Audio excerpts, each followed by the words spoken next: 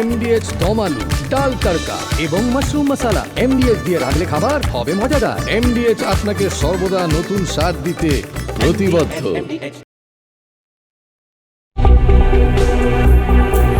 নমস্কার, দেখছি রিপাবলিক বাংলার সঙ্গে রয়েছি আমি স্বর্ণালী সরকার। শুরু করছি আজকের সোজাসুজি স্বর্ণালী।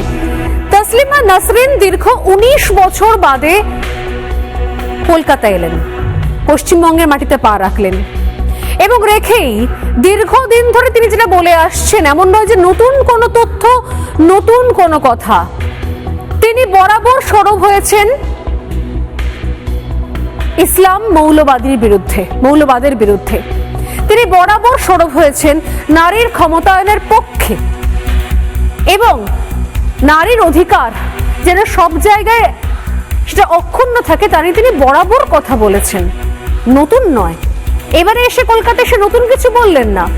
কিন্তু যখনই তিনি সর্বধর্মের সমান অধিকারের কথা বলছেন, ধর্ম, রং, মত নির্বিশেষে প্রত্যেকের সমানাধিকারের কথা বলছেন, তিনি ইউসিসির কথা বলছেন, ঠিক সেই সময় একটা শ্রেণীর মানুষ নিজেদেরকে যারা প্রগতিশীল বলে এতদিন ছদ্ম দাবি করে এসেছে, সেই বামপন্থীরা তারা হঠাৎ করে রে করে উঠতে শুরু করলেন। তাদের বক্তব্য, তসলিমা নাসরিন কেন এদেশে এসে তারা দেশের অভ্যন্তরীণ বিষয়ে প্রতিক্রিয়া দেবেন, কিন্তু ইউসিসি দেশের অভ্যন্তরীণ বিষয় তো নয়। ইসলাম ধর্মের ক্ষেত্রে নারীদের ক্ষমতায়ন, নারীদের অধিকার, তাদের এগিয়ে নিয়ে যাওয়া শুধুমাত্র এদেশের বিষয় নয়।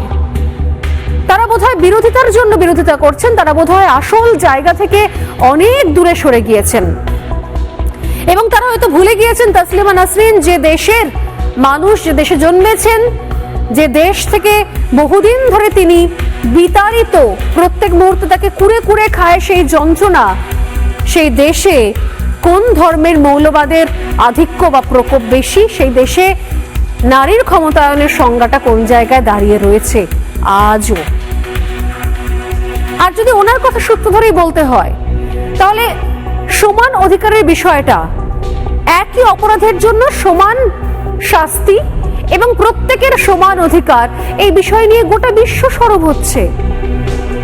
তাহলে শুধুমাত্র ভারতবর্ষে এসে কেউ একথা বললে তাকে দাগিয়ে দেওয়ার কি অর্থ? কেউ কি ভয় পাচ্ছেন? বিজেপি সরকার আসাতে তসলিমা নাসরিন কলকাতায় পা রাখাতে এতদিন ধরে তৈরি করে রাখা একটা প্রগতিশীল যে ইমেজ, যে ভাবমূর্তি, সেই ভাবমূর্তির নগ্ন রূপটা কি সামনে প্রকাশ হয়ে যাচ্ছে? যে কারা আসলে ইসলামের মৌলবাদের কাছে হেরে গিয়ে তসলিমা নাসরিনকে কলকাতা থেকে বার করে দিয়েছিলেন, কারা? তাদের মুখোশটা কি কোথাও খসে যাচ্ছে? আজকে সোজাসুজি স্বর্ণালীতে আলোচনা করব এই কয়েকটি বিষয় নিয়ে, জানিয়ে সত্যি সত্যি কথা বলার সময় এসেছে। শুধুমাত্র তসলিমা একা নন, গোটা বিশ্ব এই নিয়ে কথা বলছে এবং অবশ্যই ভারতে থেকে পশ্চিমবঙ্গের নাগরিক হিসেবে আপনারও এগুলো নিয়ে কথা বলা উচিত, জানা উচিত যে আসলে ইউসিসি মানেটা কি আর কেন এই নিয়ে রাজনীতি হচ্ছে। কথা বলবো আজকে সোজাসুজি স্বর্ণালীতে। ঘণ্টাখানেকের হট্টমেলা নয়, আমার আপনার রায় নিয়ে খাপ পঞ্চায়েত নয়। সন্ধ্যে 7টা মানেই কড়া সত্যি কথা, যা হজম করতে সময় লাগে। যুদ্ধ হোক বা দুর্নীতি, অপরাধ বা চিটিংবাজি, ঘুরিয়ে নাক দেখাই না আমি, যখন তখন রং বদলাই। আমি স্বর্ণালী, প্রশ্ন করি সোজাসুজি।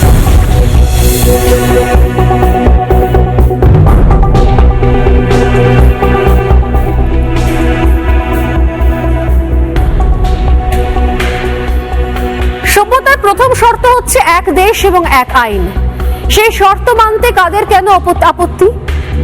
দেশ যদি এক হবে, দেশ যদি সবার হবে, তাহলে সে দেশের আইন কেন সবার নয়? সমস্ত অপরাধের জন্য কেন এক শাস্তি নয়? প্রত্যেকের জন্য কেন এক অধিকার নয়? এই প্রশ্ন বারবার বরাবর করে এসেছি আমরা। তাহলে এখন সমস্যা হচ্ছে কোথায়? এক দেশ এক আইন মানতে সমস্যা কোথায়?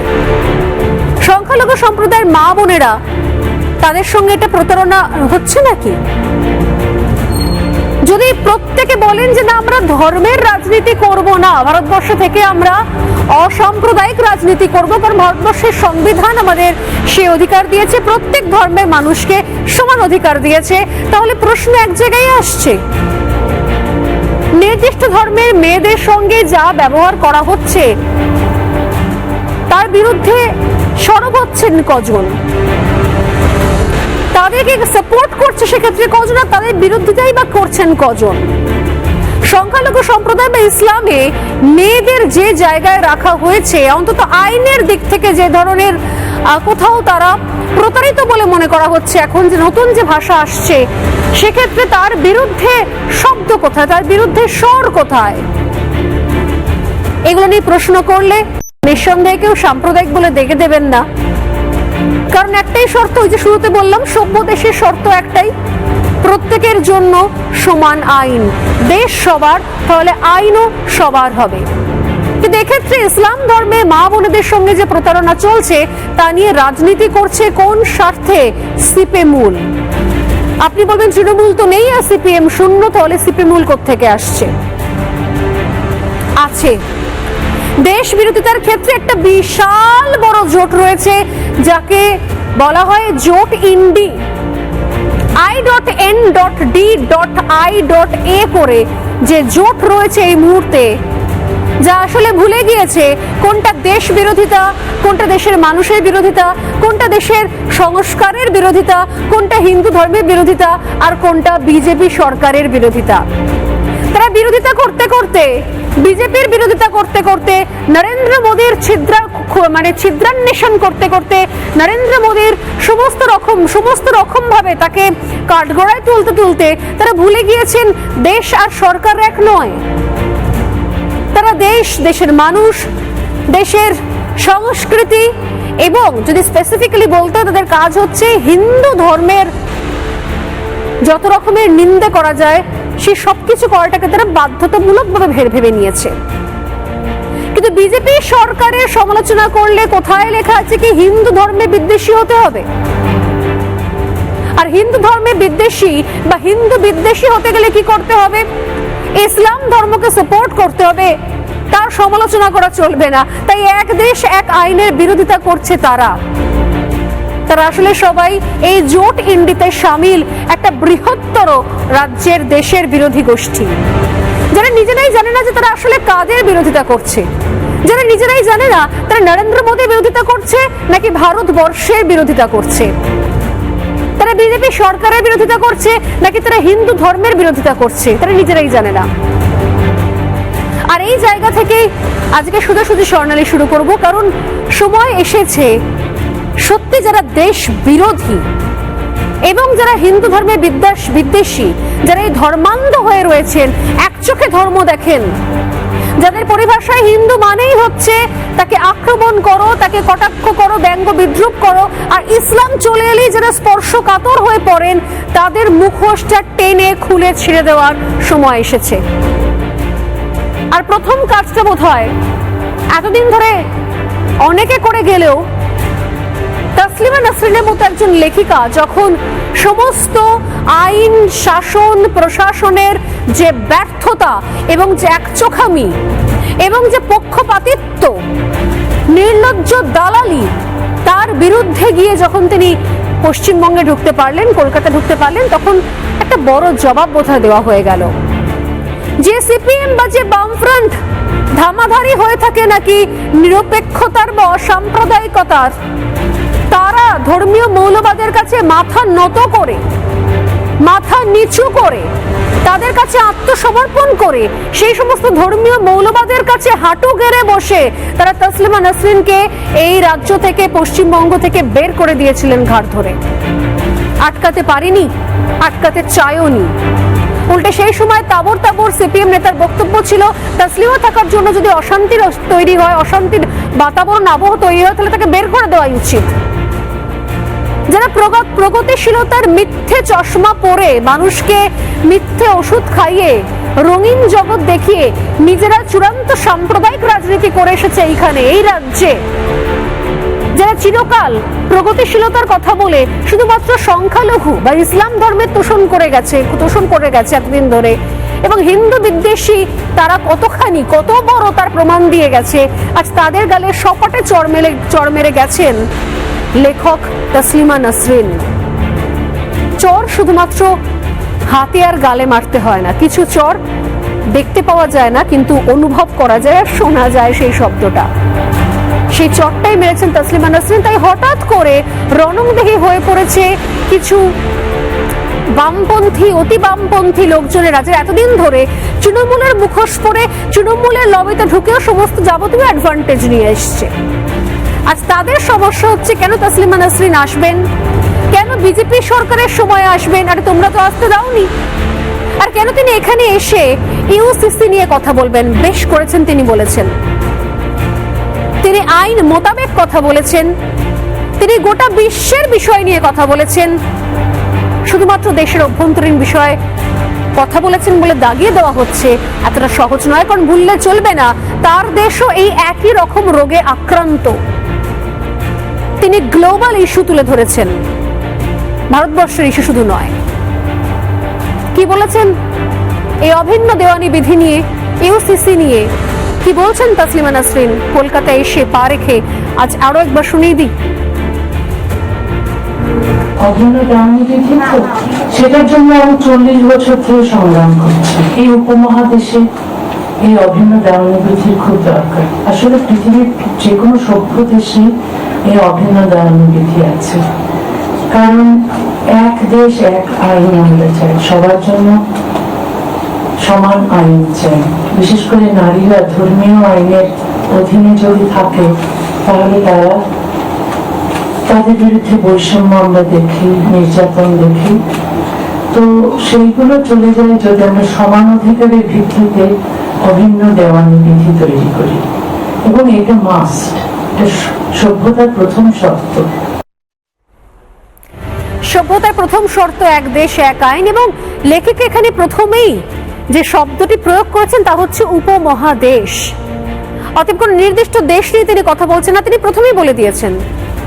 আমরা যে বলি না পলিটিক্যালি কারেক্ট, অর্থাৎ রাজনৈতিক সংজ্ঞায় বা পরিভাষায় যেটা সঠিক সেই শব্দই প্রয়োগ করেছেন তিনি। তিনি বলেছেন অভিন্ন দেওয়ানি বিধির জন্য 40 বছর ধরে সংগ্রাম করছে, এই উপমহাদেশে অভিন্ন দেওয়ানি বিধি দরকার। এবং তার সঙ্গে পৃথিবীর তিনি যে কোনো সভ্য দেশের তুলনা করেছেন, পৃথিবীর যে কোনো সভ্য দেশে অভিন্ন দেওয়ানি বিধি আছে। তিনি কি ভুল বলেছেন? লেখিকা ভুল বলেননি। এক দেশ এক আইন আমরা চাই বলেছেন তিনি। তিনি কোন আইনের কথা বলেছেন? যে আইনে নারীরা ধর্মীয় আইনের অধীনে থাকবে না, তাদের যে বৈষম্যমূলক রাজনীতি, বৈষম্যমূলক পরিবেশ, তার বিরুদ্ধে কথা বলেছেন লেখিকা সাহিত্যিক তাসলিমা নাসরিন। চলুন এই জায়গা থেকে কয়েকটা পয়েন্ট না বললেই নয়। আমরা সভ্য দেশের কথা বলি, কথায় কথায় জার্মানি, আমেরিকার উদাহরণ দিই। কি রয়েছে সেখানে?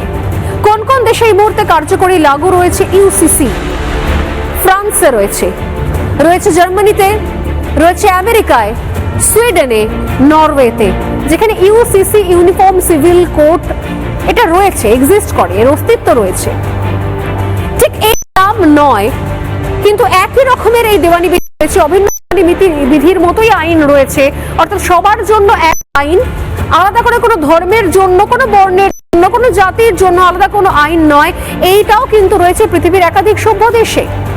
জানি না বামপন্থীরা এই এপিসোড দেখার পরে আবার রেড়ে করে উঠবেন কিনা, কিন্তু দুর্ভাগ্যজনক হলেও এই তালিকায় প্রথম যে দেশটা রয়েছে সে দেশের নাম হচ্ছে চীন।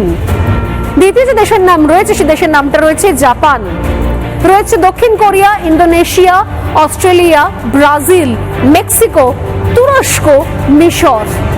এই দেশগুলোর নামও। তাহলে কিসের জন্য এই মিথ্যে বচন, কিসের জন্য এই পক্ষপাতিত্ব, এই সাম্প্রদায়িক রাজনীতি? অন্য রাজনৈতিক দলকে সাম্প্রদায়িক দাগাতে দাগাতে কিছু অংশের বামপন্থীরা তারা নিজেরা সাম্প্রদায়িক রাজনীতির পথে বহুদিন ধরে হাঁটছে, আর তারা চাইছেন যে আমরাও এই সাম্প্রদায়িক রাজনীতির চশমা পরে গোটা বিষয়টাকে দেখার চেষ্টা করি, কিন্তু সেটা তো হবে না। সভ্য দেশে আলাদা আলাদা ভাবে আইন হয় না। যদি ধর্মনিরপেক্ষ দেশ বলে আপনারা নিজেদের কলার তোলেন, সংবিধান নিয়ে গর্ব অনুভব করেন, তাহলে সেই সংবিধানই এই কথা বলে যে এক দেশে একরকম আইন থাকা উচিত। তাহলে আপনাদের আপত্তি কোথায়? এনডি জোটের যিনি অন্যতম পোস্টার হোল্ডার, অর্থাৎ মমতা বন্দ্যোপাধ্যায় বারবার করে ছুটে যাচ্ছেন, বারবার করে বলছেন, আর যে মন্তব্যকে কখনো খারিজ করেনি, কখনো নিন্দা জানায়নি কোনো বামপন্থী রাজনীতিবিদ, মমতা বন্দ্যোপাধ্যায়ের সেই ঐতিহাসিক কালজয়ী বক্তব্য ইউসিসি নিয়ে শুনুন একবার। সিভিল কোড মানে কি? একটাই বিজেপি, একটাই নীতি, একটাই বিজেপি, একটাই বিধর্ম, একটাই বিজেপি, সর্বধর্মের সর্বনাশ। আমরা পুরোপুরি এটাকে অপোজ করব। আর কেন এখন সবাই যখন নির্বাচনে ব্যস্ত আছে তখন তোমাকে এই বিলগুলো আনতে হচ্ছে? মেজরিটি আজকে আছে, তুমি আজকে বিল পাস করবে, কালকে তুমি ক্ষমতায় থাকবে না, আমরা বাতিল করে দেবো। তুমি যা যা স্বেচ্ছাচারী বিল করেছো সব বাতিল করে দেবো আমরা। মমতা বন্দ্যোপাধ্যায়ের স্বপ্ন পূরণ হয়নি। উনি বলেছিলেন যে উনি ক্ষমতায় এসে সবকিছু বাতিল করে দেবেন, কিন্তু আপাতত সেগুড়ে বালি। কিন্তু প্রশ্ন হচ্ছে, যখন ইউসিসির মানে বার করছেন একজন নেত্রী, একজন রাষ্ট্রের প্রধান মুখ, সেই সময় তিনি মুখ্যমন্ত্রী ছিলেন, তিনি যখন ইউসিসির মানে বার করছেন যে ইউসিসি মানে হচ্ছে একটাই বিজেপি, একটাই আইন, সেই সময় তাকে নিন্দা করা নয়, সমালোচনা করা নয়, বরং তার পাশে দাঁড়িয়ে সেটাকে সমর্থন করে গিয়েছে কারা দিনের পর দিন ধরে? এই বামপন্থীরাই, যারা এখন তাসলিমা নাসরিনের ইউসিসি নিয়ে মন্তব্যকে খণ্ডন করতে চাইছে। বিকাশানন্দ ভট্টাচার্য কি বলেছিলেন শুনুন একবার। হ্যাঁ, প্রধানমন্ত্রী তো চাইছেন দেশের বিভিন্নতাকে নষ্ট করতে। ভারতবর্ষের পরিচয় হচ্ছে ভারতবর্ষ বিবিধের মাঝে দেখো মিলন মহান, এই যে ঐক্যের বার্তা যুগ যুগ ধরে ভারতবর্ষের মানুষ ছড়িয়ে এসছেন, তাকে ধ্বংস করতে চান। এক দেশ, এক ভোট, এক ভাষা, এক নেতা, পুরো হিটলারি কায়দা। সুতরাং এত বড় দেশ, ভারতবর্ষের সংবিধানে বলা আছে ইউনিয়ন অফ স্টেটস, সুতরাং ইউনিয়নটা মাথায় রাখতে হবে, ইউনিটি নয়। এই বোধটা বিজেপি যত দ্রুত মাথায় আসে ততই ওদের পক্ষে মঙ্গল, দেশের পক্ষে মঙ্গল। তাহলে কি বুঝলেন? একই রকম সুর, ওই এক রা টাইপের একই রকম সুর। আর এই জায়গা থেকে আজকে আলোচনার সূত্রপাত করতে চাই আমি, যে সত্যি সত্যি যদি এক দেশে এক আইন হয় তাহলে মনে হবে কি হিটলারি কায়দা? এক দেশে অনেক ধর্ম থাকবে, নিজস্ব আইন থাকবে, সে অতএব বিচ্ছিন্নতাকে প্রশ্রয় দিয়ে আমি কি এমন ইন্টারন্যাশনাল হতে পারবো? কোন সভ্য দেশে এরকম কোনো নিয়ম নেই। মানে এই যে টুকরে টুকরে মানসিকতা, টুকরো টুকরো ব্যাপার করব, এটা সারাক্ষণ ধরে প্র্যাকটিস করে যেতেই হবে। একটা দেশে অনেক ধর্ম থাকবে, অনেক মানুষ থাকবেন, প্রত্যেকে বিচ্ছিন্ন দ্বীপের মতো থাকবেন, নিজস্ব আইন নিয়ে চলবেন, নিজস্ব সংস্কৃতি নিয়ে চলবেন। এক ছাতার তলায় আমরা আসবো না, আর যখনই আসবো আমরা ভারত তেরে টুকরে হোঙ্গে বলে আমরা স্লোগান তুলবো। এইটা তাহলে আসল প্রগতিশীলতা? আর এই প্রগতিশীলতাকে প্রশ্ন করেছেন তাসলিমা নাসরিন কলকাতার বুকে বসে, তাই এত গায়ে লাগছে, তাই এত হাতে লেগেছে, তাই একটু ফসকা পড়েছে। এখান থেকে শুরু করবো আজকের সোজাসুজি স্বর্ণালী প্রশ্ন আলোচনা। আমার সঙ্গে রয়েছেন স্টুডিওতে বিজেপি বিধায়ক অরিজিৎ বক্সি, রয়েছেন বিজেপি মুখপাত্র অঙ্কন দত্ত, রয়েছেন আইনজীবী ওসমান মল্লিক এবং রয়েছেন শিক্ষক কামাল হোসেন। অনলাইনে আমাদের সঙ্গে যোগদান করেছেন আইনজীবী প্রসূন মৈত্র। আমি আসছি প্রত্যেকের কাছে, এক এক করে আসবো, যেহেতু বিধায়ক নিজে বসে রয়েছেন তার কাছে আমি একটা বেসিক রিয়াকশন নেব যে তাসলিমা নাসরিনের কলকাতায় আসা আপনাদের আমলে ইতিমধ্যে ওনাকে দাগিয়ে দেওয়া হয়েছে মোটামুটি বিজেপি, আর উনি আর কি বিজেপির বার্তাবহ হয়ে উনি এসেছেন। উনি আপনারা নিয়ে এলেন তাসলিমা নাসরিনকে, আগের সরকার আনতে পারেনি, তার আগের সরকার বের করে দিয়েছিল, আপনাদের আমলে এলেন উনি, এবং এসে যেহেতু তিনি বার্তা দিয়েছেন যে এক দেশে এক আইন হওয়াটা উচিত, অন্তত উপমহাদেশে এটা হওয়া উচিত, এর জন্য তিনি লড়াই করছেন, আন্দোলন করেছেন 40 বছর ধরে। তার দেশ কি আইনের মধ্যে দিয়ে গিয়েছে, সেখানকার কি পরিবেশ, কি পরিসর আমরা সবাই জানি কম বেশি। তারপরও তিনি এসে কেন এই নিয়ে মন্তব্য করবেন? কেন তিনি দুটো মিষ্টি ফুল বসন্তের কবিতা পড়ে চলে যাবেন না, যার জীবনটাই ফুল বসন্তের মতো নয়, যার জীবনটা হচ্ছে একদম রূঢ় করা তেতো বাস্তবের ওপর দাঁড়িয়ে, তার সেই সমস্ত আত্মজীবনী? তিনি কেন দু চারটে মিষ্টি কবিতা পড়ে চলে গেলেন না? কেন এই নিয়ে মন্তব্য করলেন, কথা বললেন? এই নিয়ে হঠাৎ করে রে করে উঠেছে সোকল্ড, যারা এতদিন ধরে প্রগতিশীলতার চশমা পরে মানুষকে দেখার চেষ্টা করছিল এবং যারা পরবর্তীকালে তৃণমূলের আমলে যারা ধামা চেঞ্জ করে হঠাৎ করে তৃণমূলের লবিতেও ঢুকে গিয়েছিল, তাদের আজকে সমস্যা হচ্ছে কেন অরিজিৎদা? দেখুন, আমি বারে বারে একটা কথা বলি যে বামপন্থীদের যে জিনিসটা সবচেয়ে বেশি বিরক্তিকর, একদম এক কথায় বলছি বিরক্তিকর, সেটা হচ্ছে সিলেক্টিভ সাইলেন্স। তামান্না আমাদের ছোট বোন, তার সাথে যে নৃশংসতা হয়েছে ধর্মবর্ণ নির্বিশেষে আমরা তার বিরুদ্ধে আওয়াজ তুলেছি, সোচ্চার হয়েছি। একবারও আমরা দেখতে যাইনি ছোট্ট বোন তামান্নার বাড়ি বামপন্থী ছিল না ডানপন্থী ছিল, কিন্তু একজনও বামপন্থীর মুখ থেকে মুর্শিদাবাদে কুপিয়ে কুপিয়ে খুন করা হরগোবিন্দ দাস আর চন্দন দাসের পরিবারের সব ব্যাপারে একটা সমবেদনার শব্দ বেরোয়নি। আমরা কিন্তু এইভাবে সিলেক্টিভ সেকুলারিজমে বিশ্বাস করি না। আজকে তসলিমা নাসরিনের আশা নিয়ে কথা বলছেন, আমার তো মনে পড়ে যাচ্ছে সেই দিনগুলো, সেই ছবিগুলোর কথা। নন্দনে বসে বুদ্ধদেব বাবু প্রয়াত হয়েছেন, আমি ওনার পরলোকগত আত্মার প্রতি সম্পূর্ণ শ্রদ্ধা এবং সম্মান রেখেই কথাটা বলছি। নন্দনের মোটা গদির চেয়ারে বসে হাতে সিগারেট নিয়ে এবং সাথে তসলিমা দেবীকেও আমরা দেখতে পেয়েছি সেই নন্দনে বিভিন্ন মুভি, কালচারাল অনুষ্ঠান। সেসব সময় বামপন্থীদের অসুবিধা ছিল না, কিন্তু যে মুহূর্তে দ্বিখণ্ডিত বইটি পাবলিশ হওয়ার পরে তাতে মুসলিম মৌলবাদের প্রকৃত স্বরূপটা তসলিমা দেবীর লেখনীর মধ্যে দিয়ে উঠে এলো, আর কিন্তু বুদ্ধদেব বাবু, বা এখানে বুদ্ধদেব বাবু বড় বিষয় নয়, বামপন্থীরা, সিলেক্টিভ সাইলেন্সে বিশ্বাসী বামপন্থীরা, তারা কিন্তু আর হজম করতে পারল না। সবচেয়ে বড় কথা হলো যে বামপন্থীরা কথায় কথায় দেখবেন মাঝে মধ্যে পকেট থেকে বার করে একটা আমাদের সংবিধান দেখায়। আরে সংবিধান তো আমরা সবাই মানি, কিন্তু আমার প্রশ্নটা বামপন্থীদের কাছে, এই দ্বিখণ্ডিত উপন্যাসটাকে পশ্চিমবঙ্গ সরকার, বুদ্ধদেব ভট্টাচার্যের সরকার তো ব্যান করেছিল। তারপর এপিডিআর নামক সংস্থাটি, আমার যতদূর নামটি মনে পড়ছে, এপিডিআরই করেছিল মামলাটা। তারা কলকাতা হাইকোর্টে এই ব্যানের বিরুদ্ধে মুভ করেছিল এবং দীর্ঘ শুনানির পর, বেশ কয়েক সপ্তাহ ধরে এই শুনানি চলেছিল। কলকাতা হাইকোর্ট কিন্তু বলেছিল এই ব্যান সম্পূর্ণ অপ্রাসঙ্গিক এবং অনভিপ্রেত। তা হাইকোর্ট, জুডিশিয়ারি, তারা তো সংবিধানকে মান্যতা দিয়েই কাজ করে, তারা তো সংবিধানকেই ঊর্ধ্বে তুলে রাখার কাজ করে।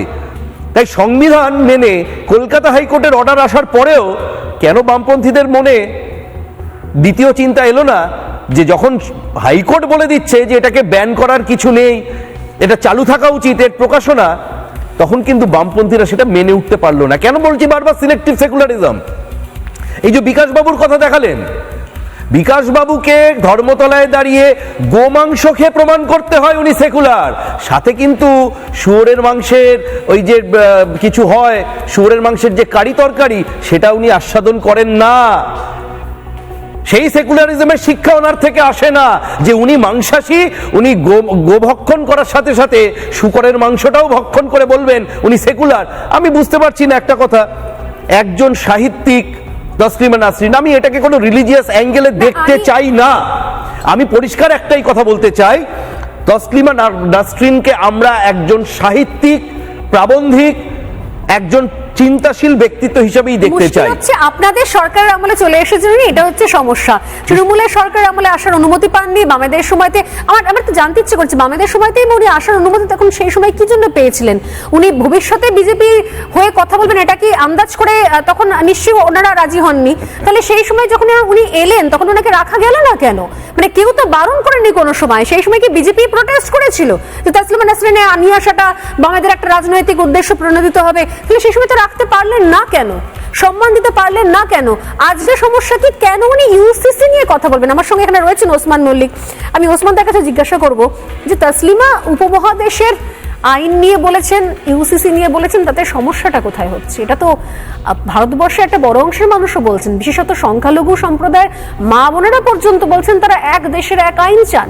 সেখানে যে ভাষায় মমতা বন্দ্যোপাধ্যায় আটকে ছিলেন, যে ভাষা বিকাশ রঞ্জন ভট্টাচার্য বলেন, সে একই ভাষায় এখন তসলিমা নাসরিনকে অ্যাটাক করা হচ্ছে সারাক্ষণ ধরে। অর্থটা কি?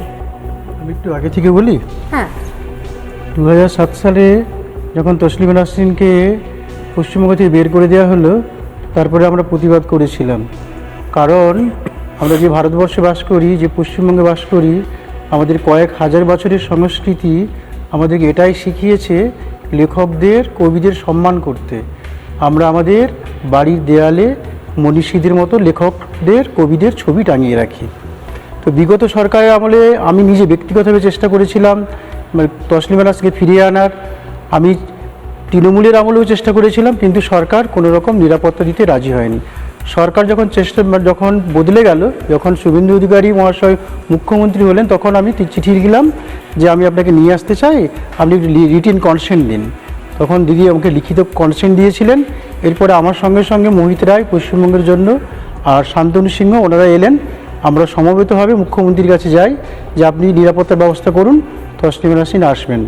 মুখ্যমন্ত্রী আশ্বাস দিয়েছিলেন যে আমি পূর্ণ সহযোগিতা করব এবং যাবতীয় নিরাপত্তার দায়িত্ব নেব। উনি যখন খুশি আসবেন, যতদিন খুশি থাকবেন, তারপরেই তার আসা সম্ভব হয়েছে। এইগুলো যে বিগত সরকারের সঙ্গে এই সরকারের একটা মূলগত পার্থক্য। দ্বিতীয়ত একটা কথা বলি যে একজন লেখক তিনি পৃথিবীর যে প্রান্তেই থাকুন না কেন, পৃথিবীর যে কোনো দেশের সম্পর্কেই তার কথা বলার অধিকার আছে। যেখানেই তিনি অন্যায় দেখবেন সেখানেই তার কথা বলার অধিকার আছে। আর তসলিমা নাসরিন একজন আন্তর্জাতিক খ্যাতিসম্পন্ন সম্মানীয় লেখক। তিনি মূলত মেয়েদের কথা বলেন, বেশি করে নারীদের সমানাধিকারের কথা বলেন। তাহলে ইউসিসি না থাকার ফলে যে কোটি কোটি মুসলিম মেয়ে তারা সমানাধিকার পাচ্ছে না, তারা যুগের পর যুগ লাঞ্ছিত এবং শোষিত হচ্ছে, সেই কণ্ঠস্বর যাতে তাদের সমানাধিকার তারা পায়, তাদের সম্পর্কে তিনি তো বলবেন, এটা তো স্বাভাবিক, এতে তো অন্যায় কিছু নেই। একজন লেখকের এটাই কর্তব্য, পৃথিবীর যেখানেই যিনি যা অন্যায় হোক না কেন তিনি তার বিরুদ্ধে সোচ্চার হবেন। সেটাই তসলিমা নাসরিন করেছেন। আর দুর্ভাগ্য আমাদের বামপন্থীদের, যারা বললেন এক্ষুনি যে তারা সিলেক্টিভ সেকুলারিজমে বিশ্বাস করেন, সিলেক্টিভ প্রোটেস্টে বিশ্বাস করেন। তারা ঠিক করে নেন কোন জায়গায় প্রোটেস্ট করলে তাদের ঠিক ভোটের অঙ্কটা ঠিক থাকবে, কোন জায়গায় প্রোটেস্ট করলে ঠিক সংখ্যালঘু ভোটটা নড়ে যাবে না, ঠিক সেই জায়গাতেই তারা প্রোটেস্ট করেন। এখানেই বিকাশ রঞ্জন বাবুদের মানে দুর্ভাগ্য বলতে হয় যে তিনি একজন আইনজীবী, সম্মানীয় আইনজীবী, আমাদের সঙ্গেই তিনি প্র্যাকটিস করেন, কিন্তু যখন তিনি দেখেন তখন চোখকে এরকম করে দেখেন। আমার একজন বন্ধু এইরকম করে দেখেন যে আমি বাদিকেও দেখবো না, ডান দিকেও দেখবো না, অর্থাৎ আমি ঠিক করে নিচ্ছি আমি এই দিকটাই দেখবো। এটাই তো ফান্ডামেন্টাল বলে আমরা যেটাকে বলি, এটাই তো তাই, মানে এক ধরনের মৌলবাদ। আমি তো বলবো এটা ওয়ান কাইন্ড অফ বাম মৌলবাদ, অবশ্যই, তাই না? যে আমি একই রকম ভাববো, আমি যেটা ভাবছি সেটাই ঠিক, আমি যেটা ভাবছি আমার ধারণার বাইরে অন্য কিছু নেই, কোনো লজিক আমি শুনবো না, কোনো যুক্তি আমি দেখবো না, তারাও তো একই রাস্তায় হাঁটছেন।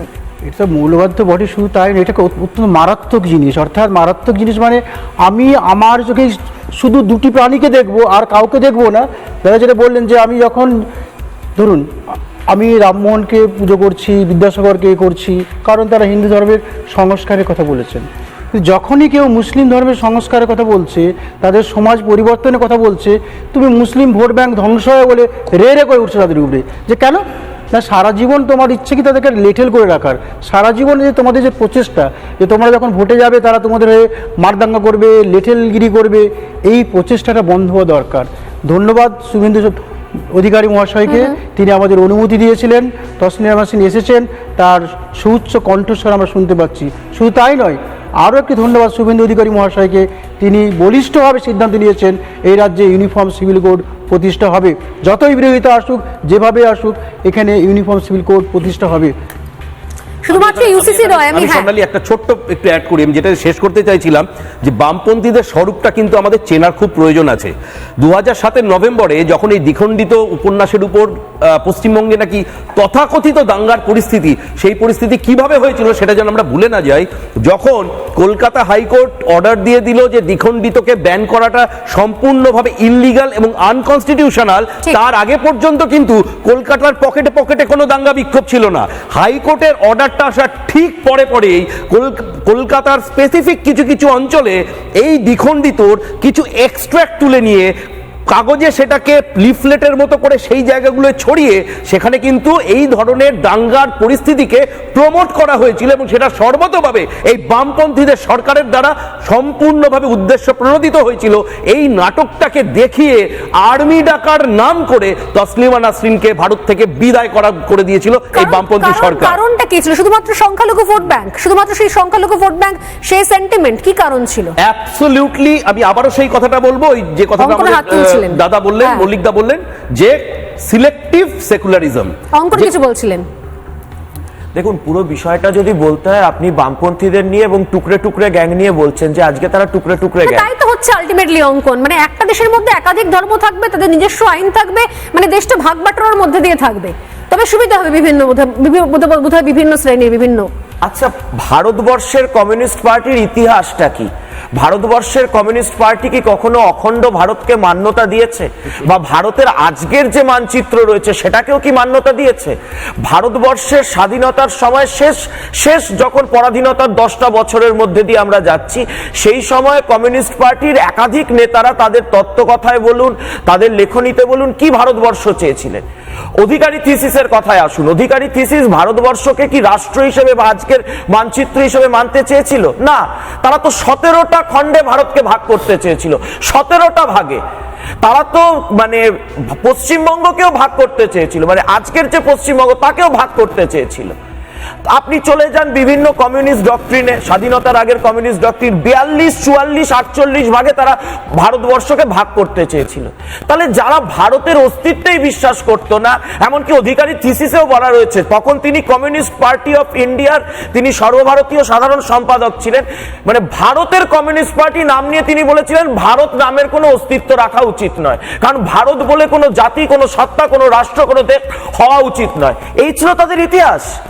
আপনি বলছেন মুসলিম বিবাহ বিচ্ছেদ আইন কবে এসেছে ভারতবর্ষের বুকে? এই যে একটু আগে বিকাশ বাবুর আপনি ভাষণ শোনালেন, যে বলছেন যুগে যুগে এখানে হিন্দু মুসলমান সবাই একসাথে ছিল। মুসলিম বিবাহ বিচ্ছেদ আইন পরাধীন ভারতবর্ষে কবে ছিল? এটা চালু হলো 1938 সাল থেকে। সমর্থন করলেন কে? প্রথমে কমিউনিস্ট পার্টি। তার আগে তো ছিল না। 1937, 1938 আগে তো ইউসিসি ছিল ভারতবর্ষে বা এই ভারতীয় উপমহাদেশের মধ্যে।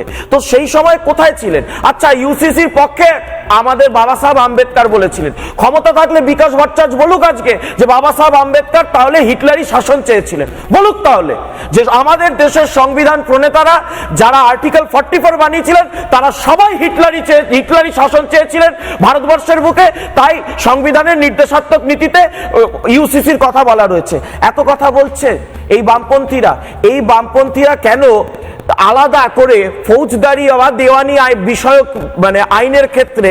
আচ্ছা, উইঘুর মুসলিম, চীনে তো উইঘুর মুসলিম রয়েছে, ভারতের থেকে মুসলিমের সংখ্যা উইঘুর মুসলিমের চীনে কম রয়েছে। চীনের উইঘুর মুসলিমদের জন্য কেন আলাদা দেওয়ানি আইন নেই? ওখানে তো বলতে হবে কেন কিউবাতে 16,500 মুসলমান নাগরিকের জন্য আলাদা করে দেওয়ানি আইন নেই? আর তসলিমা নাসরিন যে কথাটা বলছে, আমি শুধু একটা কথা বলবো, এই যে বলা হচ্ছে না যে মুসলিম মৌলবাদের সবচেয়ে বড় শিকার তো পশ্চিমবঙ্গের মুসলিম নারীরা। আপনি জেনে অবাক হয়ে যাবেন, এটা পশ্চিমবঙ্গের স্বরাষ্ট্র দপ্তরের রিপোর্ট, আভ্যন্তরীণ রিপোর্ট, যেটা কিছুদিন আগেই প্রকাশ হয়েছে। মুতানিকা বলে একটা মুসলিম সমাজের মধ্যে একটা বিবাহর ব্যাপার রয়েছে, বিষয় রয়েছে। মুতানিকা কি? আরব থেকে, সৌদি আরব, কাতার থেকে কোনো বিত্তশালী মুসলিম একজন আসবেন, তিনি কয়েক ঘন্টার জন্য বাবার সাথে চুক্তি করে একটি মেয়ের সাথে বিবাহের সম্পর্কে জড়াবেন। এটাকে শরীয়তি আইনে মান্যতা দিয়ে বলা হচ্ছে মুতানিকা, অর্থাৎ কয়েক ঘন্টার জন্য একটি মুসলিম মহিলাকে ভোগ্য পণ্যে পরিণত করা হচ্ছে, এবং এটা আজকে মানে আমাদের রাজ্যে, আমাদের দেশে চালু রয়েছে। এটাকে ভাঙার কথা বলা হলে, এটার জায়গায় সমানাধিকারের প্রশ্ন আনা হলে সে মৌলবাদী। এই একই জায়গাতে তো প্রশ্ন যে তসলিমা নিজেই উনি শুরুই করলেন বক্তব্যটা উপমহাদেশ বলে। আমি আসছি কিনা ওসমান মালিকও আবার আমি আসবো ওসমান দা, তবে তার আগে বলি সাহিত্যিক বিনায়ক বন্দ্যোপাধ্যায় তিনিও জয়েন করেছেন আমার সঙ্গে, রয়েছেন অনলাইনে আইনজীবী প্রসূন মৈত্র। প্রসূনদা ইউসিসি নিয়ে দীর্ঘদিন ধরে বলে আসছেন, লিখে আসছেন, লড়াই চালিয়ে আসছেন। আমি কয়েকটা প্রশ্ন নিয়ে আসছি প্রত্যেকের কাছে, কামালদাও রয়েছেন এখানে। বেসিক 4টে প্রশ্ন আমি যেখান থেকে শুরু করেছিলাম ঘটনাচক্রে, এই 4টে প্রশ্নগুলো আমাদের চিরন্তন, কিন্তু এর মধ্যে তসলিমা নাসরিনকে জোর করে ঢুকিয়ে দেওয়া হচ্ছে কেন তিনি, আমার মনে হয় রাগটা মূলত ওই জায়গাতে, কেন তিনি এসেছেন, কেন তিনি ঢুকেছেন, আর কেন বিজেপি সরকারের আমলে চলে এলে। এতে তো সমস্ত এতদিন ধরে ন্যারেটিভ, যে সেই সমস্ত ন্যারেটিভ ঘেটে গেল, বাম ন্যারেটিভ, তার কফিনে পেরেক পোতা হয়ে গেল। 4টে প্রশ্ন। এক, এতদিন ধরে যে ইউসিসি বিরোধিতা চলছে সেগুলোকে শুধুমাত্র সংখ্যালঘু রাজনীতি করার জন্য, শুধুমাত্র মুসলিমদের মন পাওয়ার জন্য ইউসিসি বিরোধিতা চলছে। তথাকথিত সেকু আমলেই যদি এতই প্রগতিশীলতা থাকবে, তাহলে তথাকথিত সেকু আমলেই কেন তসলিমা নাসরিনের লেখাকে নিষিদ্ধ করা হলো, তাকে বেরিয়ে যেতে হলো এখান থেকে, বা বলা বের করে দেওয়া হলো? তসলিমার ইউসিসির সওয়ালে হঠাৎ করে আপত্তি কেন বামেদের? উনি উপমহাদেশে ইউসিসি নিয়ে কথা বলেছেন, উনি সভ্য দেশ নিয়ে কথা বলেছেন, তাতে সমস্যা কোথায় হলো? এবং লাস্ট প্রশ্ন, ধর্মের ভিত্তিতে মা বোনেদের যে নির্যাতন চলছে সেগুলোকে তাহলে ধরে নেব বামপন্থীরা বা সকল ভণ্ড প্রগতিশীলবাদীরা তারা সেগুলোকে আপত্তি জানাচ্ছেন, সেগুলো মেনে নিতে পারছেন না, কোনটা? আমি একটু জাস্ট রিয়াকশন নিয়ে নেব। প্রসন্ন আমাদের সঙ্গে রয়েছেন আইনজীবী হিসেবে। প্রসন্ন, ইউসিসির দাবিটা দীর্ঘদিনের, হঠাৎ করে বারবার করে, মানে আমরা বলি না যে মাঝে মাঝে আমি বলি যে একটা চকলেটের অ্যাডের মতো মনে পড়ে, খানে বালো কো খানে কা বাহানা চাহিয়ে, আর যারা বিরোধিতা করবে সেই বিরোধিতা করনে वालों को বিরোধিতা করনে কা বাহানা চাহিয়ে। তো ঢুন্ডো বাহানে এখন বাহানা চলে এসেছে তসলিমা নাসরিন। তো উনি কেন বলবেন? তসলিমা নাসরিন কেন ইউসিসি নিয়ে বললেন? উনি কেন ফুল গল্প, আজ রাত রজনী এসব নিয়ে কেন কবিতা পড়ে, দুটো কবিতা পড়ে কেন চলে গেলেন না? কেন ওনাকে এইটাই বলতে হলো? এই নিয়ে জোরদার আলোচনা শুরু হয়ে গেছে, একদম মানে তাওয়া গরম করা শুরু হয়ে গেছে। একদম ঠিক, একদম ঠিক, একদম ঠিক। তসলিমা কেন বলতে যাবে? কারণ তসলিমার বলা উচিত নয়, কারণ বিকাশ রঞ্জন যখন বলছেন যে বিবিদের মাঝে দেখো মিলন ও মহান, মিলনটা কিভাবে হবে? মুশরিকের সঙ্গে মুমিনের মিলন সম্ভব? কোরআন অনুমোদন দেয়? তাহলে সেক্ষেত্রে আমাদের বুঝতে হবে যে বিকাশ রঞ্জন আমাদের যেটা বুঝাচ্ছে সেটা কতখানি ঠিক। এবার প্রশ্ন আসছে তসলিমা কেন সেটা বলতে গেলেন? তসলিমা এই কারণেই এটা বলতে গেলেন যে তিনি দেখেছেন বামপন্থীদের হিপোক্রেসি, যে বামপন্থীরা সফদার হাসমির জন্য চোখের জল ফেলে, যে বামপন্থীরা গৌরী লঙ্কেশের জন্য চোখের জল ফেলে, যে বামপন্থীরা পৃথিবীর সকল স্বাধীনতাকামী স্বাধীনজীবী ব্যক্তি নিরপেক্ষতার জন্য চোখের জল ফেলে, তারা নিজেদের রাজ্য থেকে তসলিমা নাসরিনকে বিতরণ করেছিল খালি জনকয়েক মুসলিমকে সামলাতে পারেনি বলে। এটা ফ্যাক্ট। যখন ইদ্রিস আলীর নেতৃত্বে খিদিরপুরে মিছিল বেরিয়েছিল তখন বুদ্ধদেবকে ফোর্ট উইলিয়াম থেকে সেনা কল করতে হয়েছিল, এটা ফ্যাক্ট। তো ফলে আজকে বুদ্ধদেব ভট্টাচার্যের অনুসারী বিকাশ রঞ্জন ভট্টাচার্য, যিনি তথাকথিতভাবে উচ্চ বংশে, এখানে মজার একটা বিষয় হচ্ছে আজকে সিপিএম এ কিন্তু কোনো নিম্নবংশীয় মুসলিম চান্স পায় না। আপনি যদি সম্পাদক মন্ডলী বা পলিট ব্যুরো দেখেন, কোনো আজলাভ সেখানে নেই, সবাই উচ্চবংশীয় মুসলিম বা উচ্চবংশীয় হিন্দু, বামুন কায়েত এরাই রয়েছে। দু একটা খুঁজে পেতে ডোমকে পাবেন আপনি সেখানে। তো এই যে হিপোক্রেসি, এটাকেই এক্সপোজ করেছে তসলিমা নাসরিন, এবং সেই জন্য এতে গায়ে জ্বালা ধরছে যে কেঁচো খুঁড়তে কেউটে না বেরিয়ে পড়ে। এবং কিন্তু আবার প্রশ্নটা অন্য জায়গায়, কেউটেরা এই কারণেই বেরোতে পারে যে বামপন্থীরা আজকে যেভাবে লাফিয়ে পড়েছে ইউসিসির বিরুদ্ধে, মানে ইউনিফর্ম সিভিল কোডের বিরুদ্ধে, এটার কারণটা কি? আজকে রাশিয়াতে কি ইউসিসি নেই? চেকোস্লোভাকিয়াতে ছিল না? হাঙ্গেরিতে ছিল না? চীনে, এক্স্যাক্টলি মাই কোশ্চেন, চীনে ছিল না?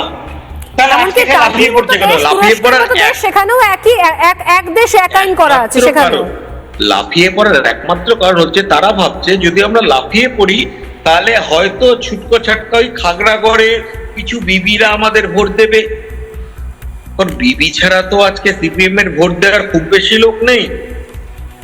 বিকাশ বাবু ব্যক্তিগতভাবে অনেকের দায়িত্ব নিয়েছেন, কিন্তু তা সত্ত্বেও বিবি ছাড়া ভোট দেওয়ার খুব বেশি লোক আজকে সিপিএম এর নেই। তাই সর্বসাকুল্যে একটা মাত্র এমএলএ 294 এর মধ্যে। এই ব্যথা কি সহ্য হয়? সেলিম বাবু এত তেল মারলেন, এত নাটক করলেন, এত লুঙ্গি নিয়ে দৌড়াদৌড়ি করলেন, তারপরেও তার পরিণতি যদি একটা এমএলএ হয়, এটাকে সেলিম বাবু বা বিকাশ বাবুর জন্য খুব একটা কাম্য পরিস্থিতি। এবং তাই লাফালাফি করতেই হবে যাতে সংখ্যাটা বাড়ে। কিন্তু মূল প্রশ্ন হচ্ছে ইউসিসিটাও মেন জায়গা নয়। কারণ আমিও মনে করি যে ভারতবর্ষের মতো একটা বৈচিত্র্যমূলক দেশে ইউনিফর্ম কিছু করাটা একটা ছাঁচে ফেলে দেওয়া। তো আমাদের মেন টার্গেট হচ্ছে পার্সোনাল লকে বন্ধ করা। একদম, অনেক ধন্যবাদ। পার্সোনাল লর মাধ্যমে যারা সুযোগ পাচ্ছে তাদেরকে বন্ধ করতে হবে। অনেক ধন্যবাদ প্রসন্দা। প্রসন্ন মৈত্রী আমাদের সঙ্গে ছিলেন, আইনজীবী, রাষ্ট্রবাদী আইনজীবী। আমি আবারও সরাসরি স্টুডিওতে ফিরে আসি। বিনায়কদা জয়েন করেছেন, কামাল হোসেনও রয়েছেন, আর কিছু বলতে চাইছিলেন ওসমান দাও। এক মিনিট বলবো। বিকাশ ভট্টাচার্যরা যেটা গুলিয়ে দেন যে বহুত্ববাদী দেশ, নিশ্চয়ই ভারতবর্ষ বহুত্ববাদী দেশ, কিন্তু কোথাও ইউসিসিতে বলা নেই যে বিয়ের সময় একই পোশাক পরে যেতে হবে। কোথাও ইউসিসিতে বলা থাকছে না যে বিয়ের সময় এই গানই করতে হবে। তো বিয়ের সময় কেউ যদি মনে করে সে পাগড়ি পরে যাবে, কে ধুতি পরে যাবে, কে হিন্দি গান গাইবে, কে বাংলা গান করবে, সুতরাং সংস্কৃতির ক্ষেত্রে বৈচিত্র্য থাকছেই, সংস্কৃতিতে হাত দেওয়ার কোনো জায়গা নেই। তাহলে ব্যাপারটা গুলিয়ে দেওয়া হচ্ছে কেন? বিবিধের মানে কি? যে সংস্কৃতিতে বহুত্ববাদ থাকবে, কিন্তু তার মানে কি হিন্দুর জন্য এক ধরনের ক্রিমিনাল ল, মুসলিমের জন্য এক ধরনের ক্রিমিনাল ল, Absolutely তাই। হিন্দুর জন্য এক ধরনের প্রশ্ন, মুসলিমদের ক্ষেত্রে তো একটাই কথা, যে বহুত্ববাদ বলা হচ্ছে। সিপিএম কি রাজনৈতিক বহুত্ববাদে বিশ্বাস করে? সিপিএম তো একদলীয় একচেটিয়া একাধিপত্যে বিশ্বাস করে। মৌলবাদ, রাজনৈতিক বহুত্ববাদ পর্যন্ত তারা মানতে চায় না। মানে আমার মতটাই সেরা মত। এটা বাম মোল্লা মৌলবাদ। মানে যখন স্বাধীনতার আগেও বলেছিল পাকিস্তানের মানে মুসলমানদের আত্মনিয়ন্ত্রণের অধিকার, মানে ধর্ম মানি না, কিন্তু ধর্মের ভিত্তিতে মুসলমানদের জন্য আলাদা রাষ্ট্র গঠন করব, এই হিপোক্রেসিটা মানি, এই তত্ত্বটা মানি, সেটাই হলো বাম মৌলবাদ। মেকলে আর মার্কস এই থিওরিতে ভারতকে ধ্বংস করতে চেয়েছিল, ভারতের সভ্যতাকে ধ্বংস করতে চেয়েছিল, নিজেরা পারেনি, তাই এই বাম মৌলবাদটাকে হাতিয়ার করেছে। আমি কামালদার কাছে আসলে, কামালদা সত্যি কি মানে এইটা মানে এটা নিয়ে কথা বলতে গেলে আলাদা করে কথা বলতে হয়। এই আমাদের উপমহাদেশে শুধুমাত্র ভারতবর্ষ নয়, বাংলাদেশও রয়েছে, ভুললে চলবে না। সেখানে কেন মানে আমাদের দেশের মতো এই ধরনের বৃহৎ গণতান্ত্রিক দেশে অসুবিধাটা কোথায়? আপনারা কি আপত্তি করেন ইউসিসির? দেখুন, আসলে এই সিপিএম আর মমতা খালা এরা মৌলবাদের কাছে হেরে গেছে। এদের এই জন্যে যত রকমের রাগ অভিমান। দেখুন, যে অভিন্ন ক্রিমিনাল যখন বিধি, সেটার ক্ষেত্রে চুরি করলে হিন্দুরা যা পাবে, খ্রিস্টান যা পাবে, মুসলমানরা পাবে, তাহলে দেওয়ানি বিধির ক্ষেত্রে বাধাটা কোথায় জানেন? কেন এত এরা গর্জে উঠছে, প্রতিবাদ করছে? তার কারণ, 4টে বিয়ে আর করতে পারবো না, কি ঝামেলায় পড়ে গেছি, কি সমস্যার মধ্যে পড়ে গেছি, এই একটাই বিয়েতে আমার থাকতে হবে, আমি তো 4টেই বিয়ে করতে পারবো না। সবচেয়ে বড় সমস্যা হচ্ছে এই জায়গায়। এবং দেখুন যে এরা এই বেশ কিছু মৌলবাদী দাড়ি টুপি এরা মহিলাদের রান্নাঘরে বন্দি করে রেখেছে, অথচ এরা ভালো করে যদি পড়াশোনা করে, যে কোরআন মেনে চলে, তাহলে সেখানে মহিলাদের কাজের অনুমতি দেওয়া আছে। পরিষ্কার করে বলছে এরা পড়াশোনা করে না। আসলে এদের সমস্যা ইসলামে নয়, সমস্যা বদ্ধ মানসিকতায়, সমস্যা এই উদারতায়, বদ্ধ উদারতায় এদের সবচেয়ে বড় সমস্যা।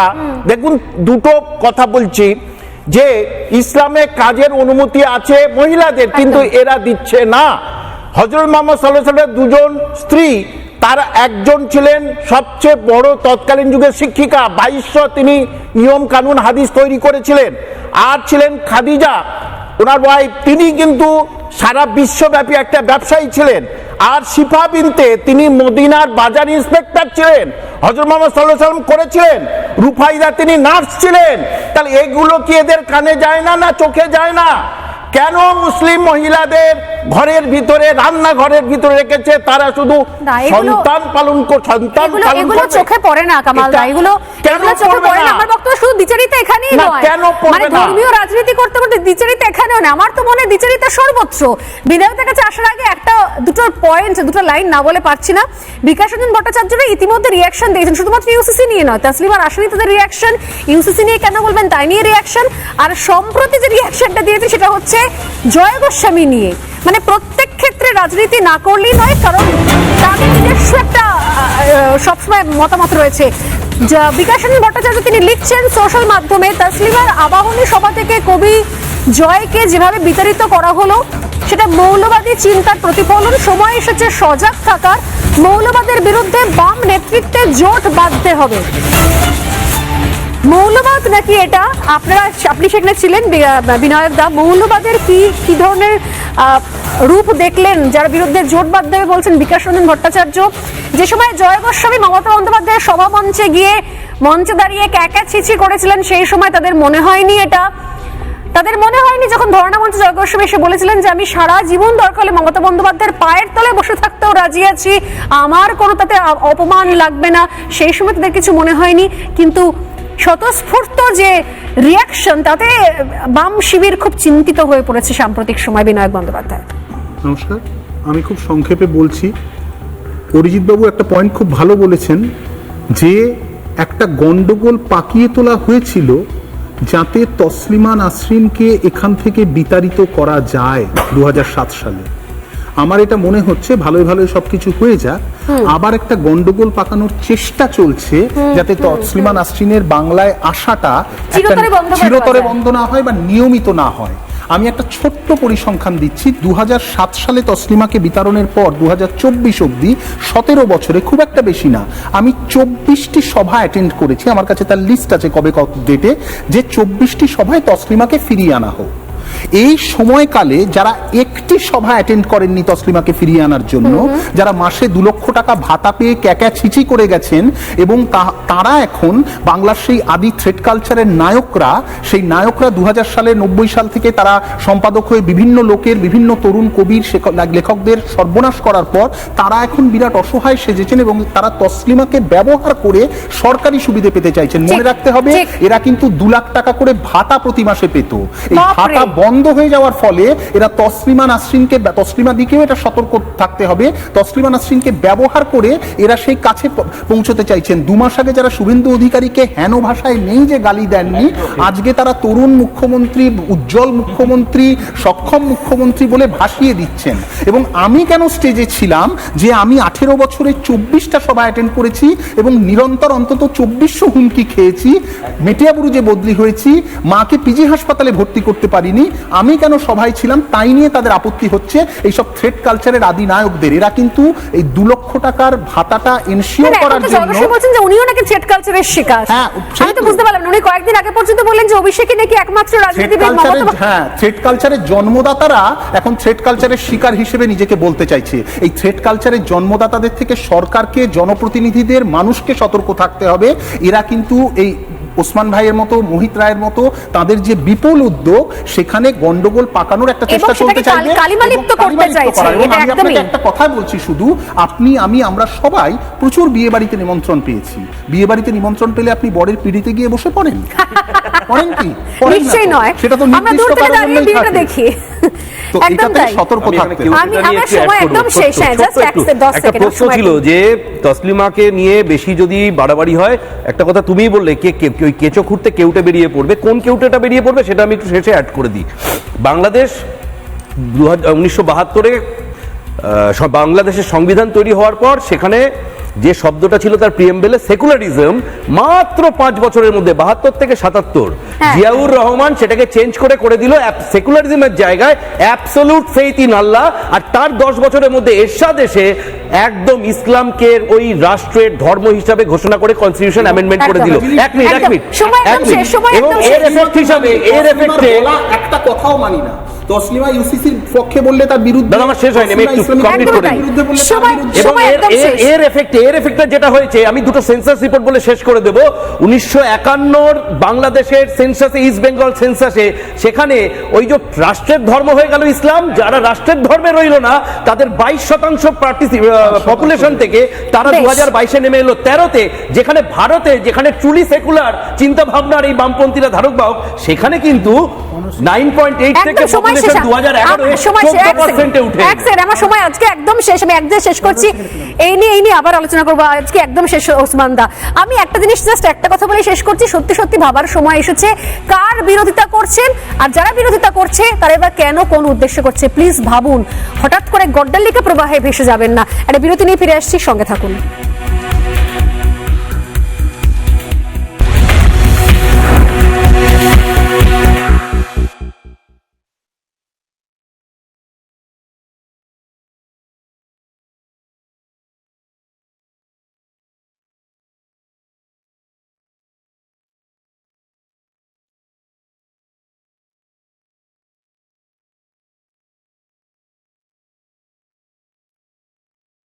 চায়ের আসল স্বাদ শুধু MDHT+ থেকেই আসবে।